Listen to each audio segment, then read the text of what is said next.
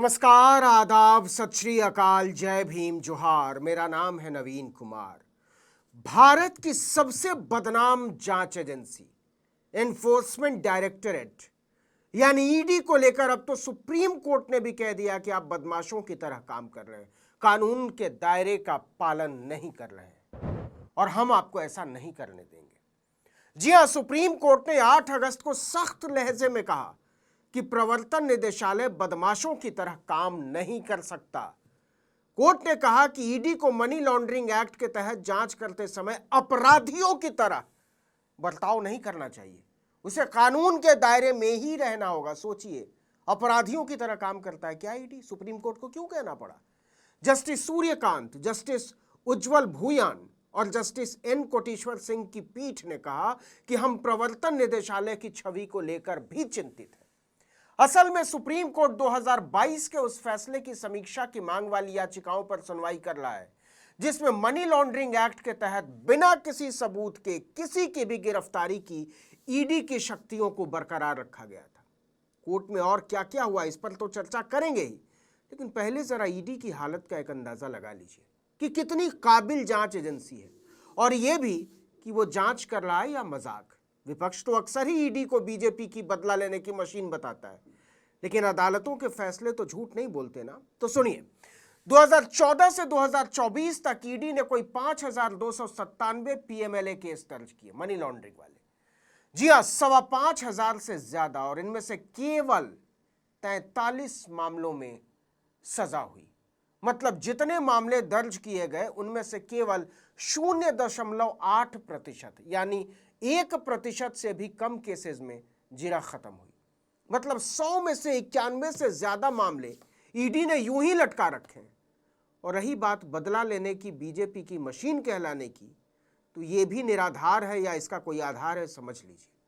ये जो 5,297 केस के लगभग दर्ज किए हैं ईडी ने, उनमें से 193 मामले राजनेताओं के खिलाफ और सारे के सारे विपक्ष के नेताओं के खिलाफ।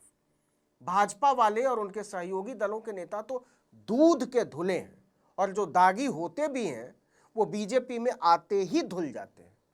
और इन 193 मामलों में केवल 2 मामलों में सजा हुई, मतलब कन्विक्शन रेट 1% हुआ।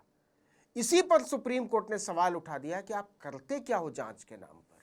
अब सुनिए ईडी की बहानेबाजी कि हम मामले तो दर्ज करते हैं लेकिन सजा नहीं दिला पाते। क्यों? क्योंकि जिनके खिलाफ हम मामला दर्ज करते हैं वो जल्दी सजा होने ही नहीं देते। क्या मासूमियत है?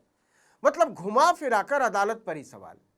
केंद्र और ईडी की ओर से पेश हुए अतिरिक्त सॉलिसिटर जनरल एसवी राजू ने समीक्षा याचिकाओं पर सवाल उठा दिया। कहा कि प्रभावशाली बदमाशों के पास बहुत साधन होते हैं मिलॉर्ड, वो कार्यवाही को लंबा खींचने के लिए अलग अलग चरणों में आवेदन दायर करने के लिए वकीलों की फौज रखते हैं। अरे भाई, जो करते हैं वो कानूनी दायरे में ही तो करते हैं। लेकिन एसवी राजू कहते हैं मामले का जांच अधिकारी जांच में समय लगाने के बजाय किसी न किसी आवेदन के लिए अदालत के ही चक्कर लगाता रहता है। इससे भी बड़ा चुटकुला सुनिए। Additional solicitor general S V Raju ने आगे कहा कि ईडी अक्षम हो रहा है, नाकारा हो रहा है, नाकाम हो रहा है, क्योंकि प्रभावशाली आरोपी क्रिप्टो करेंसी और अन्य तरीकों का कारोबार करने के अलावा केमैन द्वीप जैसे विभिन्न देशों में भाग जाते हैं और जांच में बाधा डालते हैं। मतलब ईडी कह रहा है कि मामला दर्ज होने के बाद आरोपी भाग जाते हैं और हम उन्हें पकड़ नहीं पाते, इसलिए फैसले में देरी होती रहती है। इस पर कोर्ट ने कहा कि सरकार पीएमएलए मामलों की दिन प्रतिदिन सुनवाई के लिए फास्ट ट्रैक विशेष अदालतें क्यों नहीं स्थापित कर सकती? जब रोज सुनवाई होगी तो वकीलों की फौज को पता चल जाएगा कि उनकी देरी करने की रणनीति काम नहीं करेगी। जस्टिस भूयान ने अपने एक फैसले का हवाला देते हुए कहा कि हमें यह सब मत समझाइए, हम तो ये जानते हैं कि पिछले 5 वर्षों में प्रवर्तन निदेशालय की ओर से दर्ज किए गए 5,000 मामलों में से 10% से भी कम मामलों में दोष सिद्धि हुई है, मतलब कन्विक्शन हुआ है। न्यायमूर्ति भूयान ने कहा कि आप बदमाश की तरह काम नहीं कर सकते, आपको कानून के दायरे में रहकर ही काम करना होगा। मैंने अपने एक फैसले में कहा था कि प्रवर्तन निदेशालय ने पिछले 5 वर्षों में लगभग 5,000 ECIR दर्ज की हैं, लेकिन दोष सिद्धि की दर 10% से भी कम है। इसलिए हम इस बात पर जोर दे रहे हैं कि आप अपनी जांच में सुधार कीजिए, क्योंकि यह व्यक्ति की स्वतंत्रता से जुड़ा मामला है। सुप्रीम कोर्ट की पीठ ने साथ में यह भी कहा कि हमें ईडी की छवि की भी चिंता है। 5-6 साल की न्यायिक हिरासत के बाद अगर लोग बरी हो जाते हैं तो इसकी कीमत कौन चुकाएगा। वहीं जस्टिस सूर्यकांत ने कहा कि सभी समस्याओं का समाधान टाडा और पोटा जैसी समर्पित अदालतें हैं। सरकार से कहिए वो खोले। पीएमएलए अदालतें दिन प्रतिदिन की कार्यवाही कर सकती हैं, जिससे मामलों का शीघ्र निपटारा हो सकता है। उन्होंने कहा, हाँ, प्रभावशाली आरोपी अभी भी कई आवेदन दायर करेंगे, लेकिन इन आरोपियों और उनके वकीलों को पता होगा कि चूंकि ये दिन प्रतिदिन की सुनवाई है और उनके आवेदन पर अगले ही दिन फैसला सुना दिया जाएगा, तो वो समझ जाएंगे कि ये चलेगा नहीं। अब उन पर कड़ी कार्रवाई करने का समय आ गया है। हम उनके प्रति सहानुभूति नहीं रख सकते। मैं एक मजिस्ट्रेट को जानता हूं जिसे एक दिन में 49 आवेदनों पर फैसला करना पड़ता है। इनमें से प्रत्येक पर 10-20 पेजों का आदेश पारित करना पड़ता है। ऐसा नहीं चल सकता।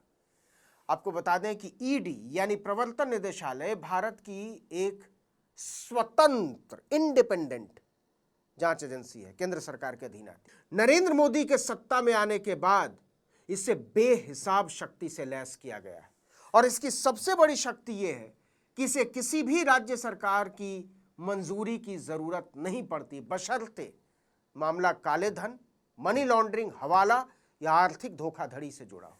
इसे न केवल संपत्ति जब्त करने, छापेमारी करने और आरोपियों को बिना वारंट गिरफ्तार करने की असीमित शक्ति हासिल है, बल्कि यह बिना कोई चार्जशीट दाखिल किए भी आरोपियों को लंबे समय तक जेल में रख सकता है। सुप्रीम कोर्ट में बहस चल रही है कि ईडी को मिले ये अधिकार कहीं जीवन के अधिकार का उल्लंघन तो नहीं करते। ईडी की जांच को लेकर समय समय पर विपक्षी नहीं, सुप्रीम कोर्ट भी सवाल उठाता रहा। चलिए जरा ईडी को अलग अलग अदालतों की तरफ से लगाई गई कुछ फटकार की भी चर्चा कर लेते हैं। 2023 में पंकज बंसल बनाम यूनियन ऑफ इंडिया केस में सुप्रीम कोर्ट ने ईडी की कार्यशैली को सीधे सीधे विंडेक्टिव यानी बदला लेने वाला करार दिया था। इसी साल अरविंद केजरीवाल की गिरफ्तारी के मामले में सुप्रीम कोर्ट ने ईडी को फटकार लगाई थी। 2025 में ही राकेश ब्रिजलाल जैन बनाम महाराष्ट्र केस में बॉम्बे हाई कोर्ट ने ईडी पर 1 लाख रुपए का जुर्माना लगाया कि उसकी कार्रवाई संवैधानिक अधिकारों की अनदेखी करती है, अनकॉन्स्टिट्यूशनल है आपके काम करने का तरीका।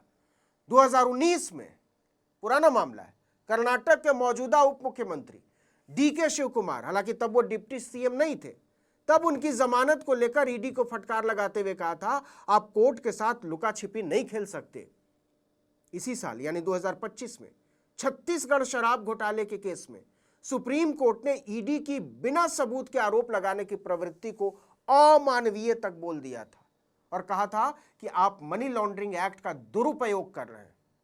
यहां इसी साल के एक और केस का जिक्र बड़ा जरूरी है। तमिलनाडु का मामला था। ईडी ने बिना सरकार को बताए सीधे छापा मारा। सुप्रीम कोर्ट ने ईडी की जांच पर रोक लगाते हुए कहा कि यह संघीय ढांचे का उल्लंघन है और विपक्षी दलों को निशाना बनाने का हथियार, आप ऐसा नहीं कर सकते। और अब तो सुप्रीम कोर्ट ने दुष्ट और बदमाशी बोल दिया है। आपको क्या लगता है, अदालत की ऐसी टिप्पणियों से ईडी की बदमाशियां कोट अनकोट रुक जाएंगी? इस वीडियो में इतना ही, लेकिन अगर आपने आर्टिकल 19 इंडिया को अब तक सब्सक्राइब नहीं किया तो फौरन कर दीजिए, बेल आइकॉन दबाइए, घंटी जैसी आकृति लाइक कीजिए और कमेंट करके बताइए हमारा वीडियो आपको कैसा लगा। हमारा ट्विटर हैंडल है article19_India और मेरा ट्विटर हैंडल है नवीन जर्नलिस्ट। नमस्कार।